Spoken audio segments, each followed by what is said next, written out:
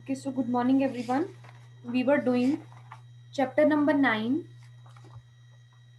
the living organisms and their surroundings.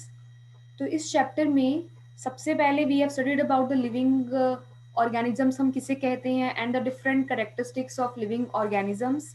Then we have studied कि habitats क्या होती हैं, अडेप्टेशन क्या है, एक्लाइमेटाइजेशन क्या है. देन हमने कैमल की एंड फिश की एग्जाम्पल्स लेके उनकी अडेप्टेशंस के बारे में बताया था कि उनकी कैसी अडेप्टेशंस होती हैं.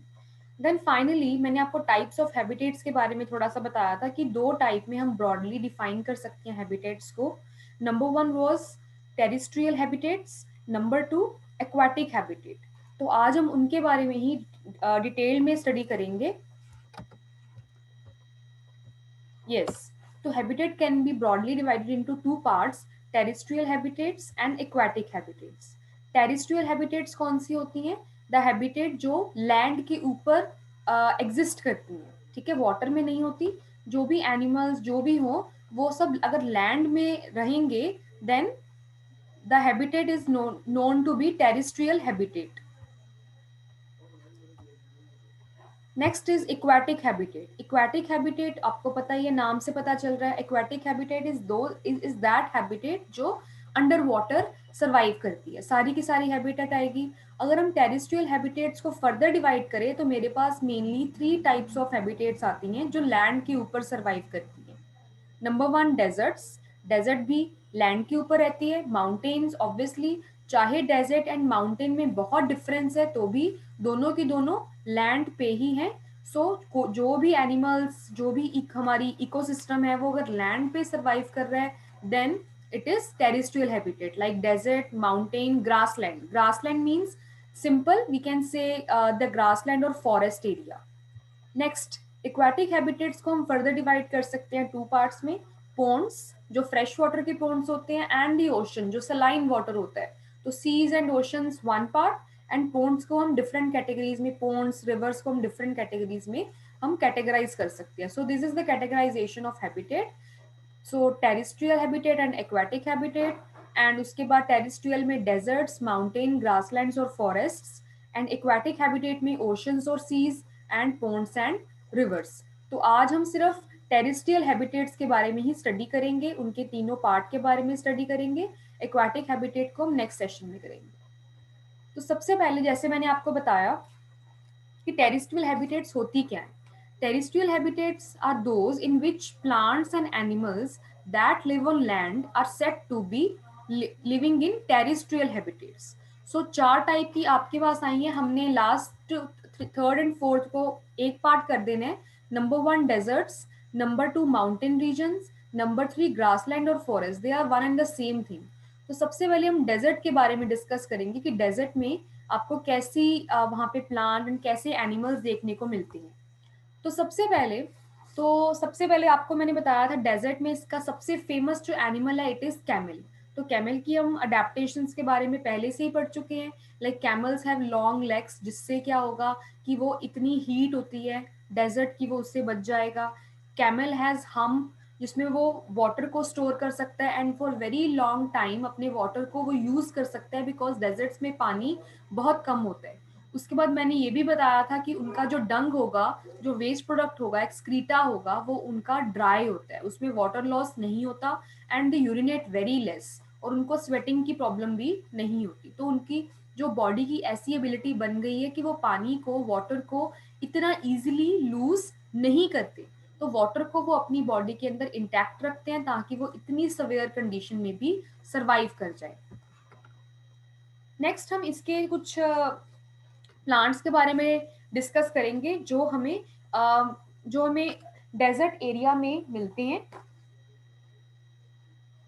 यस, तो हम प्लांट्स के बारे में अगर डिस्कस करें तो जितने भी प्लांट्स हैं, चाहे वो कैक्टस हो फॉर एग्जांपल, चाहे वो पियर कैक्टस हो, तो this is an example of a pear cactus. तो ये आपके सामने जो एग्जांपल बनी हुई है it is the example of prickly pear cactus. Prickly pear cactus. तो जितने भी प्लांट्स होंगे डेजर्ट में they lose very little water through transpiration. And if you remember हमने PT3 में चैप्टर्स किए थे, गेटिंग टू नो प्लांट्स, उसमें ट्रांसपीरेशन का काम आया था. So transpiration is the loss of water by the plants under the sun by the process of evaporation. आपको पता था कि जो एक्सेस वाटर होगा प्लांट्स का वो इवेपोरेट हो जाता है, and this process is known as transpiration. But जो डेजर्ट्स में प्लांट्स होते हैं उनमें ट्रांसपीरेशन बहुत कम होता है, मतलब loss of water is very less, because वहां पे पानी भी कम मिलता है उनको ग्रो करने के लिए. तो अगर वो पानी ज्यादा लूज कर देंगे तो उनको ज्यादा पानी की रिक्वायरमेंट होगी. बट डेजर्ट्स में जो भी प्लांट्स होंगे they lose very little amount of water. और अगर आप जितने भी आप प्लांट्स देखो डेजर्ट के, suppose this is prickly pear, cactus, this is cactus, तो आप जितने भी प्लांट्स देखो जो डेजर्ट एरिया में मिलते हैं उनमें लीव्स नहीं होते, उनमें उनमें क्या होती है, उनमें स्पाइन्स होती हैं. ठीक है, तो दे डोंट हैव लीव्स. ठीक है, लीव्स उनमें एब्सेंट होते हैं या बहुत small, very small amount of leaves होंगे, और उनमें स्पाइन्स होती हैं. स्पाइन्स मतलब कांटे होते हैं, तो ताकि वो इतना जल्दी पानी को लॉस ना कर पाए. सो the leaves in desert plants are either absent, very small, or they are present in the shape of spines. This helps in reducing the this helps in reducing the loss of water from leaves through transpiration. अब leaf like जो structure देख रहे हो आप cactus में, you can see कि आप बोलो कि जो ये मिडल पोर्शन है, ये जो लीफ लाइक स्ट्रक्चर्स बने हुए हैं ये वाले, these are not actually leaves, they are stems and they are green in colour. तो green in colour means they contain chlorophyll in it, and chlorophyll की प्रेजेंस की वजह से, ग्रीन कलर की वजह से, they perform photosynthesis in the stems. तो ये स्टेम्स में ही फोटोसिंथेसिस का प्रोसेस अक्कर करेंगे. By this way they produce their food. Other adaptation by the plant is that जितनी भी ये भी जो प्लांट्स होते हैं उनकी जो रूट्स होती हैं दे आर वेरी लॉन्ग, क्योंकि आपको पता है कि डेजर्ट में पानी का जो ग्राउंड वाटर होगा, अंडरग्राउंड वाटर है, वो बहुत नीचे जाके मिलेगा, बिकॉज डेजर्ट बहुत ड्राई होता है तो बहुत नीचे जाके पानी मिलेगा. तो जितने भी प्लांट्स होते हैं तो उनकी जो रूट्स होती हैं वो डीप होती हैं, ताकि वो जो सॉइल का जो नीचे वाला वाटर टेबल है उससे वो पानी को एब्जॉर्ब करके अपनी ग्रोथ कर सकें. बिकॉज उनकी जो रूट्स होती हैं बहुत लंबी होती हैं, ताकि वो इजीली पानी को, क्योंकि वाटर टेबल बहुत नीचे होगा, जो अंडरग्राउंड वाटर है डेजर्ट्स में बहुत नीचे होता है, तो उस वजह से उनकी जो रूट्स होती हैं जनरली सारे प्लांट्स की बहुत लंबी होती हैं, ताकि वो पानी को एब्जॉर्ब कर पाए. और इवन जो स्टेम्स होती हैं कैक्टस की, ठीक है, suppose we are talking about cactus, तो कैक्टस की जो स्टेम्स होती हैं इसकी जो आउटर कवरिंग होती है it is covered by a thick waxy layer. जो ये होगा it is covered by thick waxy layer which helps to retain water. तो ये जो इसकी वैक्सी लेयर इसके आसपास होती है वो वाटर को रिटेन करने में भी हेल्प करती है. So these are some adaptations. I am going to just summarize these adaptations for you. Number one is कि डेजर्ट प्लांट्स में लीव्स या तो एब्सेंट हो गए, या बहुत स्मॉल होते हैं, या या स्पाइन की शेप में होते हैं, सो दैट कि उनका लॉस ऑफ वाटर बिल्कुल ना हो. ट्रांसपीरेशन के थ्रू वो पानी को अपने में से बिल्कुल लॉस बहुत कम करते हैं. और उनमें जो कैक्टस में जो लीफ लाइक स्ट्रक्चर आपको दिख रही है it is actually the stem. It is green in color and they perform the photosynthesis for the whole plant and made food by this process.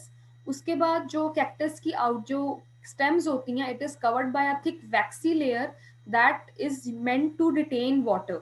वो वाटर को अपने अंदर रिटेन करने में हेल्प करती हैं. और जो रूट्स होती हैं वो बहुत डीप तक जाती हैं, ताकि व्हाट हैपन, ताकि वो पानी को अच्छे से एब्जॉर्ब कर सके, बिकॉज वाटर टेबल बहुत हमारा नीचे लाई करता है. Next I am going to talk about the animals of the desert area. तो कैमल के बारे में डिस्कस कर लिया था हमने. कैमल्स के अलावा भी बहुत सारे एनिमल्स डेजर्ट एरिया में रहते हैं. For example rats and snacks. तो रैट्स एंड स्नेक्स भी डेजर्ट एरिया उनका हैबिटेट है. काफ़ी रैट्स एंड जो स्नेक्स होंगे वो रहते हैं. अब कैमल्स की तरह उनकी लॉन्ग लेग्स नहीं होती. तो कैमल्स तो इतनी हीटेड अप सैंड होती है उसमें वो सरवाइव कर जाएंगे. बट रैट्स की और स्नेक्स की इतनी लॉन्ग लेग्स नहीं होती ताकि वो उसकी इतनी गर्म सैंड से वो अपने आप को इतनी हीट से बचा लें। तो वो क्या करेंगे, वो कभी भी दिन के टाइम में कभी भी बाहर नहीं आते। जनरली वो दिन के टाइम में जब बहुत गर्मी होती है तब नहीं आते, वो रात के टाइम में ही बाहर आते हैं, जब जो हमारी सैंड होगी वो एज कंपेयर टू डे थोड़ी सी लाइटन अप होगी, ठंडी होगी। ओके, तो वो दिन के टाइम में they don't come out in the day time, but to stay away from the intense heat during the day they stay in burrows।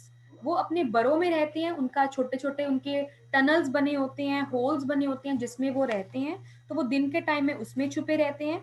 These animals come out only during the night when it is cooler.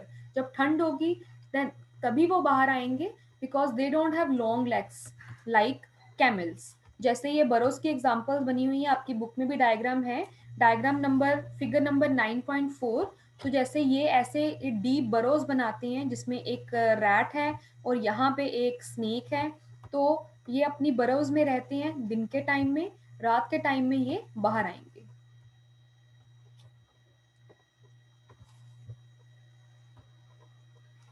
This was all about the desert habitat. Next terrestrial habitats के बारे में discuss करेंगे। Next terrestrial habitat होती है हमारे पास the mountain regions.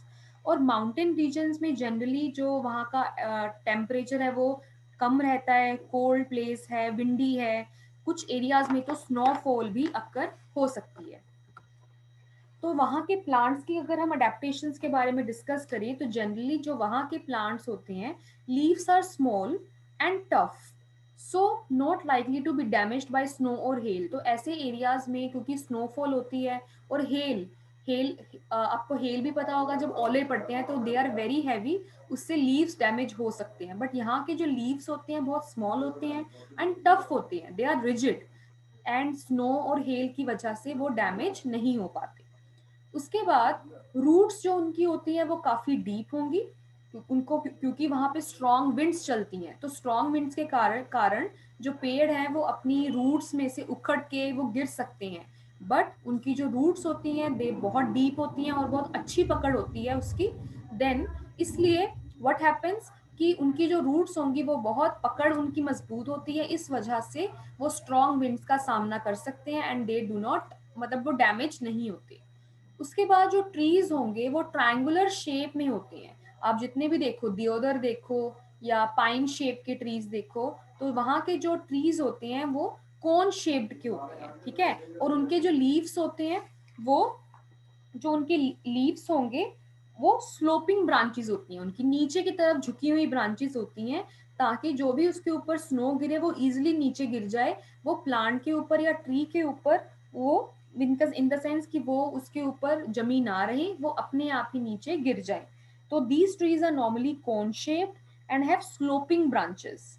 The leaves of some of these trees are needle like, बहुत तीखे इनके लीव्स होंगे, ताकि रेन वाटर और स्नो उसमें से स्लाइड ऑफ हो जाए इजीली। तो डिफरेंट शेप्स हो सकती हैं माउंटेन्स में जो भी ट्रीज प्रेजेंट होंगे। So this was about the adaptations by the trees that are present in the mountain region. Next हम डिस्कस करेंगे वहाँ के कुछ एनिमल्स के बारे में। तो जितने भी आप एनिमल्स देखो, फॉर एग्जाम्पल मैं अगर बात करूँ, this is the image of snow leopard.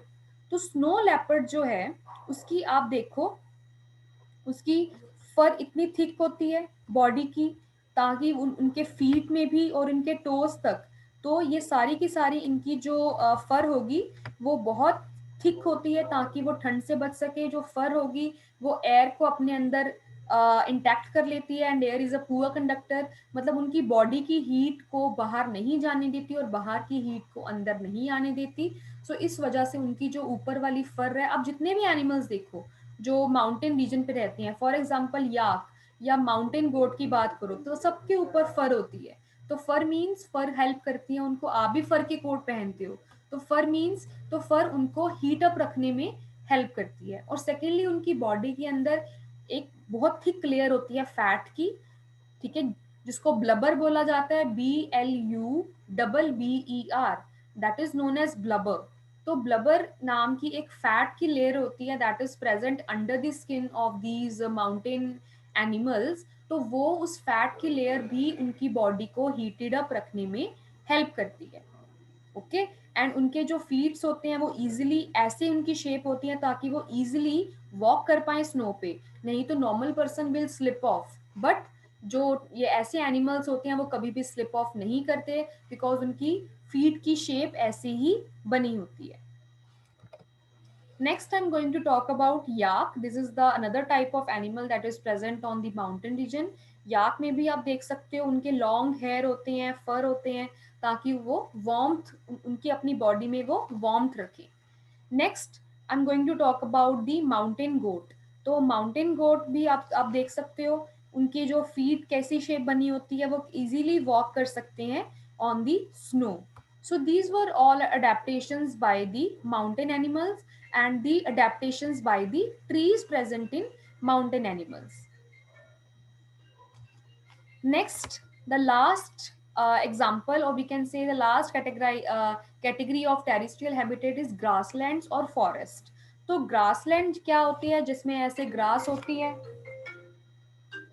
तो वहां पे ऐसे ग्रास होगी, तो वहां का जो टेम्परेचर है वो नॉर्मल रहेगा, ना डेजर्ट की तरह बहुत ज़्यादा गर्मी है और ना माउंटेन रीजन की तरह बहुत ज़्यादा ठंड है, वहां पे नॉर्मल टेम्परेचर रहता है और वहां पे बारिश भी बहुत ज़्यादा होती है। So these are the areas. जो यहाँ का जो मेन एनिमल है दैट इज लायन। तो lion lives in a forest और अ ग्रासलैंड, बहुत स्ट्रॉन्ग एनिमल है एंड अपने से जो छोटे एनिमल्स हैं या जो वीक एनिमल्स हैं उनको हंट करता है, किल करता है, लाइक एनिमल्स लाइक डियर। और ये दो हम एनिमल्स के बारे में ही हम स्टडी करेंगे। तो अगर हम लाइन के बारे में डिस्कस करें तो you can see it is light brown in colour, और पीछे का जो कलर देखो, ठीक है, और जो ग्रास का कलर है, सूखी घास का कलर है, इट इज ऑल्सो ब्राउन। तो इसका कलर इस कलर में इजिली मैचअप हो जाता है, तो उनके प्रेडेटर्स को एंड प्रेस को पता नहीं चलता कि वहां पे एक लाइन छुपा हुआ है, because this is the property named as camouflage, CAMAOUFLAGE,